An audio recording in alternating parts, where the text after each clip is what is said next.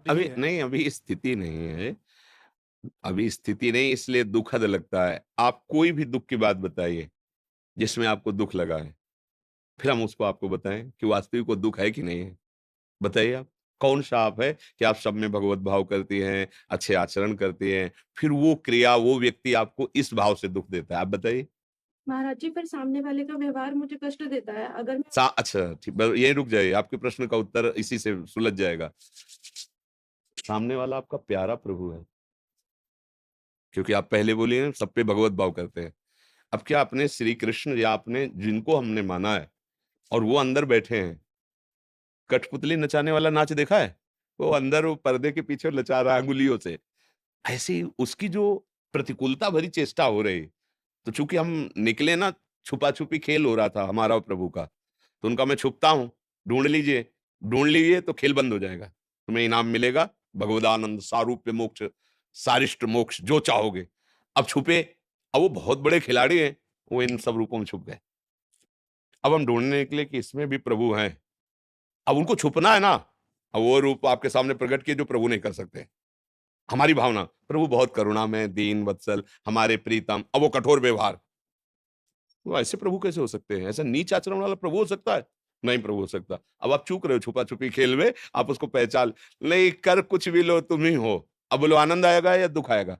आनंद आए। जब हम प्रभु का भाव भूल गए और व्यक्ति का भाव आया और अपने में श्रेष्ठ भाव आया कि मैं तेरे लिए इतना हितकर बोला, इतना हितकर किया और तूने मेरे लिए ऐसे बोला, तो या हम दुखी हो जाएंगे या हम प्रतिकूलता का उत्तर प्रतिकूलता से देना शुरू। मतलब अभी हम कह रहे हैं लेकिन भगवत भाव हमारा हुआ नहीं है। समझ लीजिए सच्चाई की बात, क्योंकि जब वो स्थिति प्राप्त होती है तो फिर दुख शब्द अंदर प्रवेश नहीं करता, क्योंकि सुख सिंधु भगवान की हम भावना में तो दुख कैसे स्पर्श कर जाएगा। कुंती जी ने भगवान से मांगा था कि प्रतिपल हमें विपत्ति दीजिए, दुख दीजिए। क्यों? क्योंकि विपत्ति और दुख में आप स्पष्ट दिखाई देते हो, सुख और अनुकूलता में एक धुंधलापन छा जाता है, और जब दुख विपत्ति होती तो नाथ आप स्पष्ट दौड़ते हुए हमारी तरफ, हम यही देखना चाहते हैं। हे श्री कृष्ण, आज पुत्र सिंहासन पर बैठ गए तो आप द्वारिका की तरफ जा रहे हैं, हमारी तरफ पीठ हो गई, और नाथ जब मैं विपत्ति में थी तो आप फहराते हुए पीताम्बर हमारी तरफ दौड़ रहे थे, तो हम उस विपत्ति को मांगते जिसमें आप हमारी तरफ दौड़ रहे होते। बात समझ रहे ना? तो हमें एक बार नामदेव जी महाराज, अब बड़े महापुरुष हैं, गोरा कुम्हार जी के यहाँ बैठे हुए थे, बड़े बड़े भगत सब ऐसे बैठे। तो ज्ञानदेव जी की बहन जो थी मुक्ताबाई, वो मटकी थापने की चाट होती है ना, जिससे ऐसे ऐसे कुम्हार मटकी को गोल करता है, वो चाट ली और कहा काका, इन मटकियों में से कौन सी मटकी कच्ची है अभी मैं बताती हूँ। ऐसे मारते, तो जो बड़े बड़े संत बैठे थे मुस्कुरा देते। जब नामदेव जी के ऐसे मारा, ये क्या है, ऐसे ऐसे मार के, चलो हटो।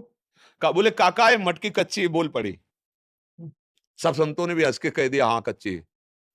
नामदेव जी को लगा कि सच्चाई तो ये होती है कि भगवत दर्शन, भगवत साक्षात्कार, और ठाकुर तो मेरे साथ खेलता है, खाता है, बात करता है, फिर मैं किस बात में कच्चा हूं। सीधे मंदिर गए और विट्ठल भगवान से कहा कि सब सच्चाई की सच्चाई ये, सिद्धावस्था ये कि आप बात करो, आप हंसो, आप मिल जाओ, आपका साक्षात्कार, तो आप हमारे साथ खेलते हो। फिर जब उन्होंने कहा कि कच्चे, तो सब संतों ने कहा कच्चे, तो क्या मैं कच्चा हूं? भगवान ने भी कह दिया हाँ तुम अभी कच्चे हो। तो उनका पक्काई क्या होती है?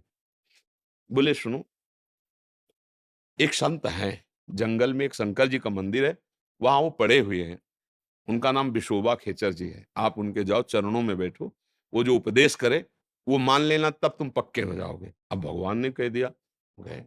तो देखा वो शंकर जी का जो पिंड है ना, उस पे वो पैर रखे हुए डेहरी में, ऐसे सर रखे हुए आराम से।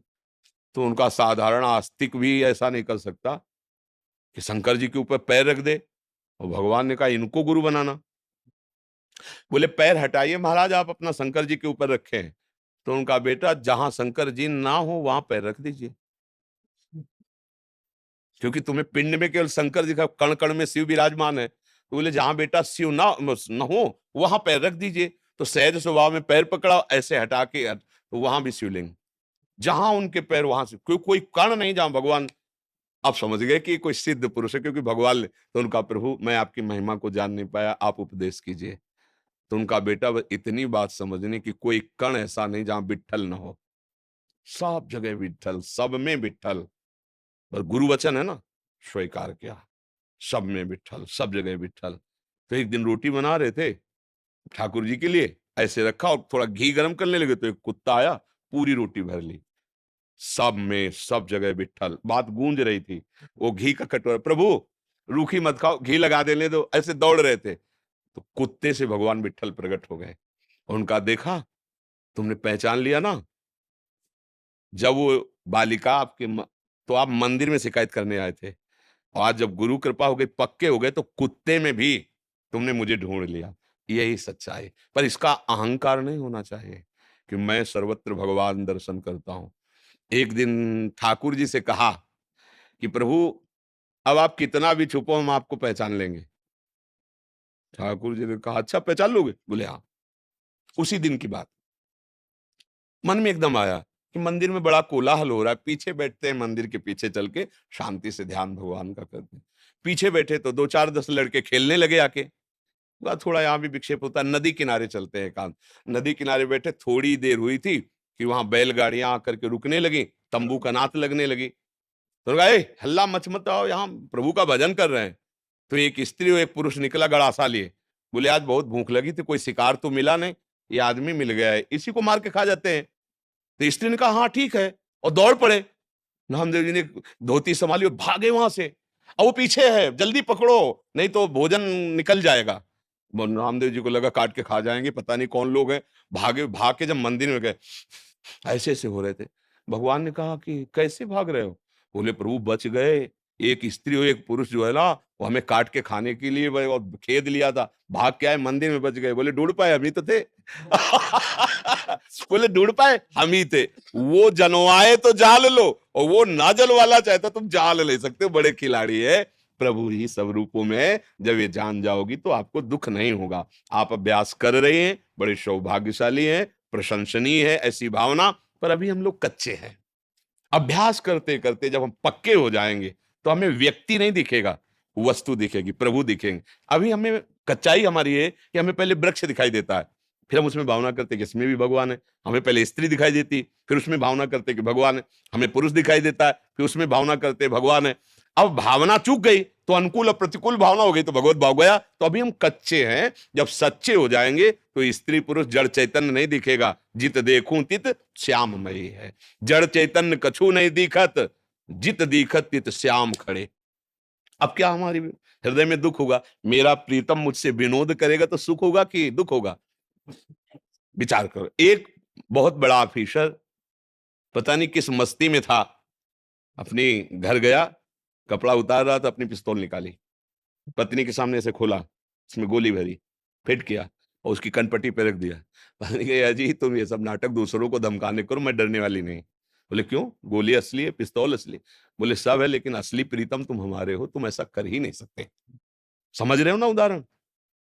गोली भी असली, पिस्तौल भी असली, पर हमें पता है तुम हमें बहुत प्यार करते हो, तुम ऐसा कर ही नहीं सकते हो। तुम धमकाने का नाटक करो दूसरों को, हमको नहीं धमका सकते। जब हमारी दृष्टि सब पे प्रीतम रूप में हो जाएगी ना, तो ऐसा ही हम भी बोलेंगे।